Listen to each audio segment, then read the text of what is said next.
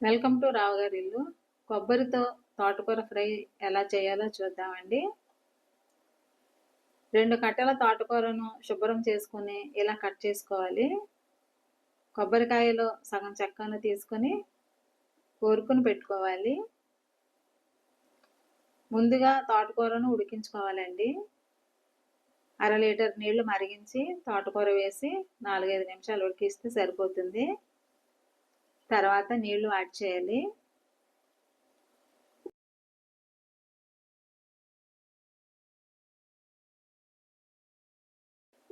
బాండీలో 3 టేబుల్ స్పూన్ల నూనె వేడి చేసి 10-12 వెల్లుల్లి రెబ్బలు, టేబుల్ స్పూన్ పోపు దినుసులు వేసి దోరగా వేయించాలి.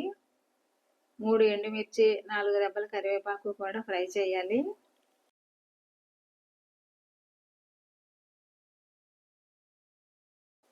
పోపు దోరగా వేగాక కట్ చేసుకున్న 3 పచ్చిమిర్చిని కూడా ఫ్రై చేయాలి. పచ్చిమిర్చి కూడా కాస్త వేగాక ఉడికించుకున్న తోటకూర, రుచికి సరిపడా ఉప్పు, 1/2 టీ స్పూన్ పసుపు వేసి బాగా కలపాలి.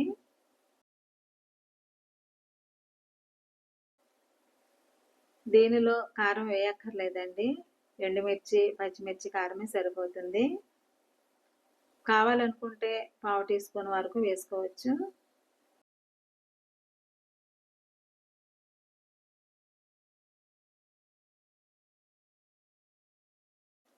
మంట మీడియంలో ఉంచి నీళ్లు ఎగిరిపోయే వరకు ఉడికించుకోవాలి.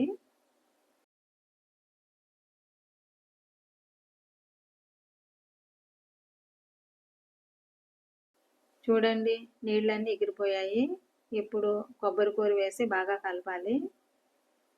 మా ఇంట్లో కొబ్బరి తినని వాళ్ళు ఉన్నారండి.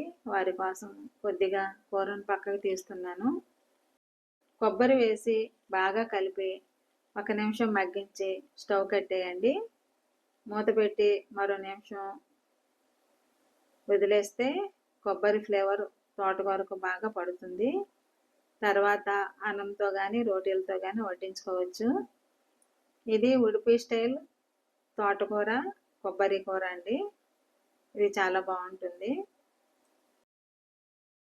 తోటకూర ఆరోగ్యానికి చాలా మంచిదండి. దీనితో తరచూ పప్పు, వేపుళ్ళే చేస్తుంటాము. అప్పుడప్పుడు ఇలా వెరైటీగా కొబ్బరితో కానీ పల్లి కారంతో కానీ ఫ్రై చేసుకుంటే చేంజ్ ఉంటుంది.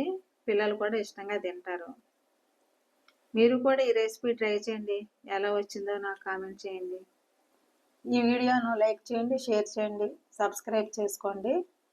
మరిన్ని మంచి వంటల కోసం నా ఛానల్ రావు గారి ఇల్లు ఫాలో అవ్వండి. Thank you for watching my channel.